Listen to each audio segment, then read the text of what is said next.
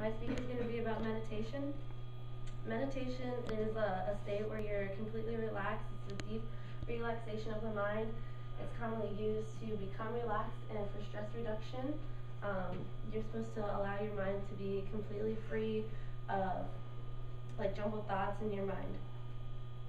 Some history. The exact date of meditation when it started is unknown, but scholars say it's been around for about 5,000 years.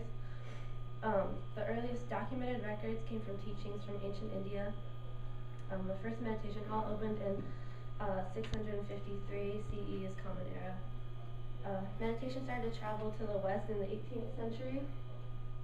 It gained popularity in Europe and America. And in 1979, the University of Massachusetts used meditation to treat patients. There's many types of meditation, but the three main types are yoga, which is you perform different positions while your breathing is like steady and you're focused on your breathing. Tai Chi is a series of like positions or postures while like continuing or like focusing on your breathing. And mindfulness meditation is the most common, and that's where you're like sitting in the position.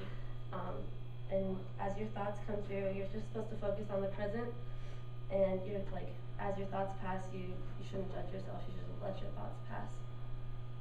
Some benefits of meditation, there's a lot.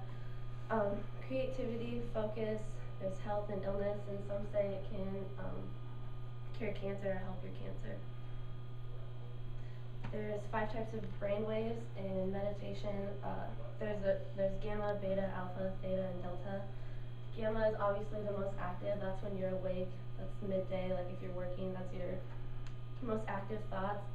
And as you go through meditation, as you slow your breathing down, you'll go through the delta, or you go through the rest of them, but the delta is the main state where you're like totally relaxed. You're letting your thoughts pass. Okay, the difference between science and pseudoscience. Science is based off covering general knowledge of general truths with the scientific method, and the pseudoscience is theories and assumptions with no scientific basis. So in my conclusion, I believe that meditation is a science because there's benefits, there's general truths about how it can help your body and different things. And yeah, so that's what I would say. All right. Questions for Abby?